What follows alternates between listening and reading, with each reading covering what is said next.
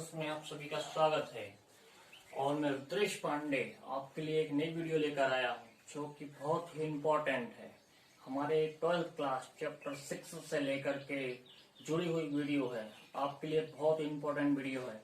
और मैं इस वीडियो के माध्यम से आपको बतलाऊंगा कि एक डीएनए क्या होता है, डीएनए की संरचना किस प्रकार से बनती है।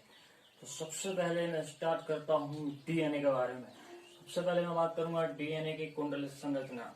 यहाँ पर बात चल रही है कि डीएनए क्या है और डीएनए किसने बनाया है, डीएनए की खोज कब हुई थी। तो सबसे पहले मैं पॉइंट की बात करूंगा कि वाटसन और क्रिक दो ऐसे अलग अलग वैज्ञानिक हैं जिनने जाकर के डीएनए की संरचना का निर्माण किया।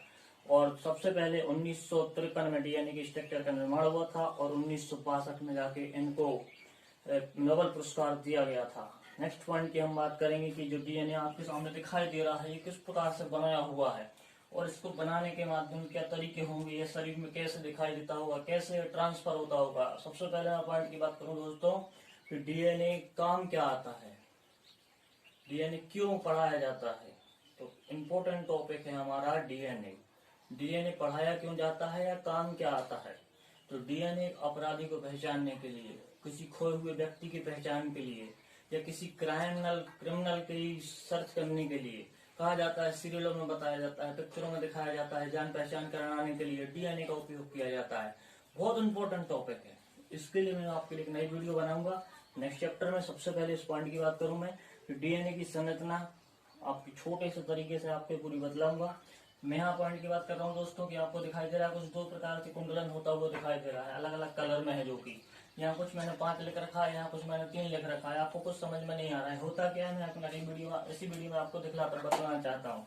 पॉइंट दोस्तों यहाँ कुछ लिख रखा है, ये क्या है, यह होता क्या है। स्टूडेंट से मैंने बहुत सारे क्वेश्चन उठ जाते हैं।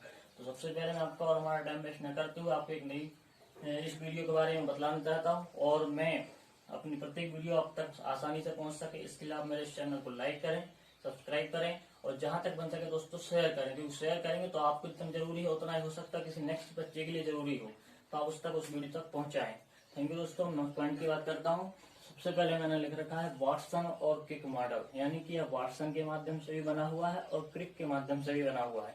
दोस्तों ये दो अलग अलग वैज्ञानिकों ने मिलकर के एक इसकी संरचना की हुई है। तो सबसे पहले मैं बात करूंगा कि यहाँ पर मैंने एक इसको चेन के माध्यम से समझाने की बात की है। एक चेन के माध्यम से इसको आसानी से पूरा डीएनए बना के दिखाऊंगा आपको दोस्तों, यानी कि पहले से बना हुआ है, आपको समझाऊंगा। पॉइंट की बात करता हूँ दो स्टैंड द्विकुंडलित संरचना। यहाँ पर 2 स्टैंड और द्विकुंडलित संरचना क्या है दोस्तों, तो यह आपको अलग अलग रूप में दिखाई दे रहा है। यह दोनों स्टैंड है, एक स्टैंड जहाँ से स्टार्ट हो रहा है, दूसरा स्टैंड यहाँ से स्टार्ट हो रहा है। दोनों के स्ट्रक्चर जो है कुंडलित संरचना में है, यानी कि कुंडल बना हुआ नीचे पहुंच रहा है। कुंडल यानी कि हेलिक्स, तो दो अलग अलग जो कि हेलिक्स के स्ट्रक्चर में जाके नीचे पहुंच रहे हैं दोस्तों, ठीक है। यहाँ 2 स्टैंड है और 2 कुंडलित संरचना है। तो सबसे छोटा सा पॉइंट क्लियर हुआ हमारा। नेक्स्ट पॉइंट है हमारा पॉलीन्यूक्लियोटाइड की श्रृंखला अशाखित है। तो यहाँ पर बात कर रहे हैं जो ये दोनों स्टैंड बनाए थे, जो अभी हमने थोड़ी देर पहले, ये दोनों स्टैंड किस नाम से है, पॉलीन्यूक्लियोटाइड्स। सबसे पहले हम पॉइंट की बात करेंगे फ्रेंड्स, तो यहाँ पर जो दोनों हैं नाम पॉलीन्यूक्लियोटाइड्स की श्रृंखलाएं हैं। किसकी श्रृंखलाएं हैं, पॉलीन्यूक्लियोटाइड्स, ठीक है दोस्तों। अब हम बात करेंगे ये शाखित यानी कि अशाखित है, शाखित नहीं है, यहाँ से कोई शाखा एग्जिस्ट नहीं हो रही है, यहाँ से कोई शाखा निकल भी नहीं सकती है। तो ये जो है हमारी पॉलीन्यूक्लियोटाइड की श्रृंखलाएं अशाखित है। नेक्स्ट पॉइंट की बात करेंगे दोस्तों, श्रृंखलाएं समांतर और 3 से 5 और 5 से 3 की तरफ चल रही है। दोस्तों आपको मैंने बताया था 3 से 5 क्या है और 5 से 3 क्या है। तो ये दोस्तों एक कार्बन है। यहाँ पर जो एक न्यूक्लियोटाइड पॉली श्रृंखला है जो 3 से लेकर के इसका क्रम 5 की तरफ जा रहा है, और जो 5 की श्रृंखला है उसका क्रम लेकर के 3 की तरफ जा रहा है, यानी कि 5 का कार्बन 3 की तरफ जा रहा है, 3 का कार्बन 5 की तरफ जा रहा है। तो ये दोनों कार्बन श्रृंखलाएं हैं, कार्बन से जुड़ी हुई श्रृंखलाएं हैं पॉलीन्यूक्लियोटाइड्स, जो 5 और 3 और 3 और 5 के क्रम में चलती है दोस्तों। नेक्स्ट पॉइंट की बात करेंगे हाइड्रोजन बंध से जुड़ी।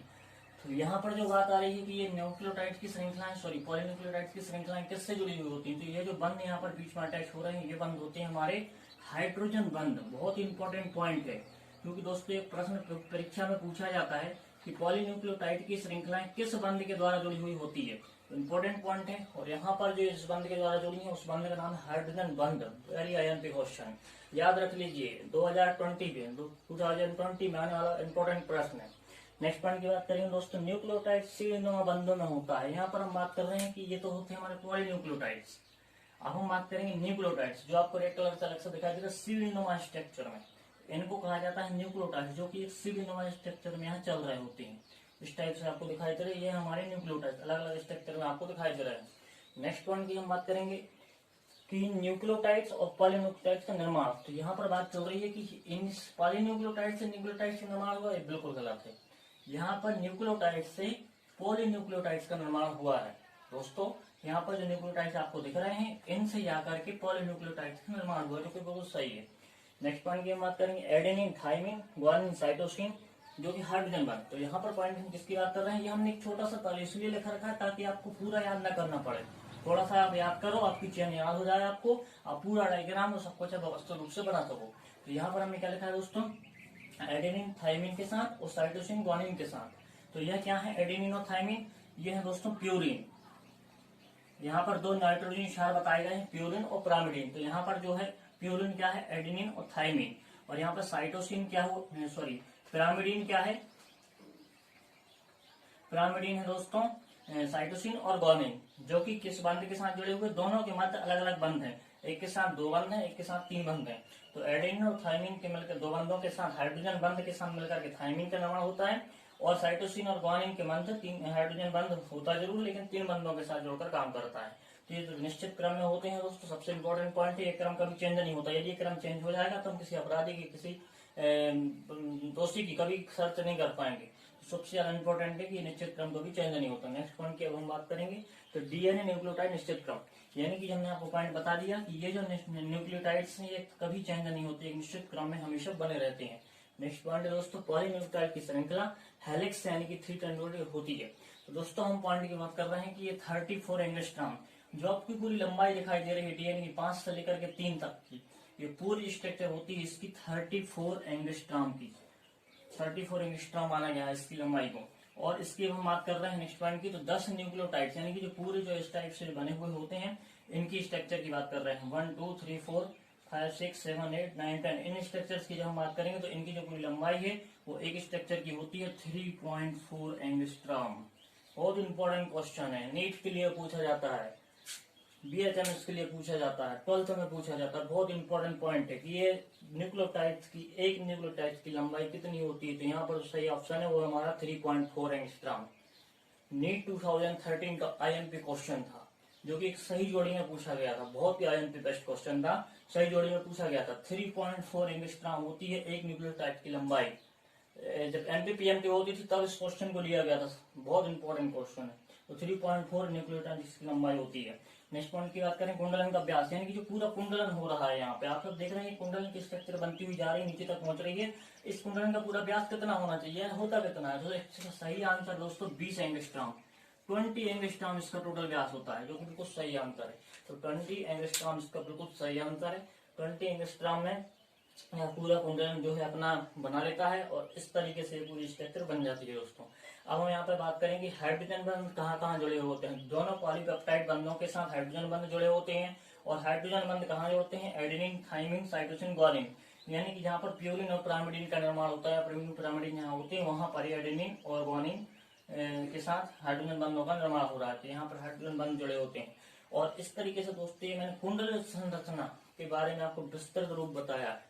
और नेक्स्ट जो मेरा टॉपिक रहेगा दोस्तों, वह टॉपिक रहेगा मेरा पॉलीन्यूक्लियोटाइड श्रृंखला के मध्य कुंडलन, यानी कि जो कुंडलन हो रहा है इसको भी मैं तोड़ूंगा, इसको भी मैं तोड़ के बड़ी डिटेल बताऊंगा कि ये जो न्यूक्लियोटाइड्स हैं इसके अंदर क्या होता है, किस टाइप से शर्करा जुड़ी होती है, किस टाइप से पेप्टाइड बंध जुड़े होते हैं, किस टाइप से क्रियाएं होती हैं। मैं नेक्स्ट वीडियो लेकर आऊंगा दोस्तों, इसलिए मैं आप इस वीडियो को लाइक करें, शेयर करें, ताकि आप मेरी वीडियो सही सलामत सभी स्टूडेंट तक पहुंच सके। थैंक यू दोस्तों।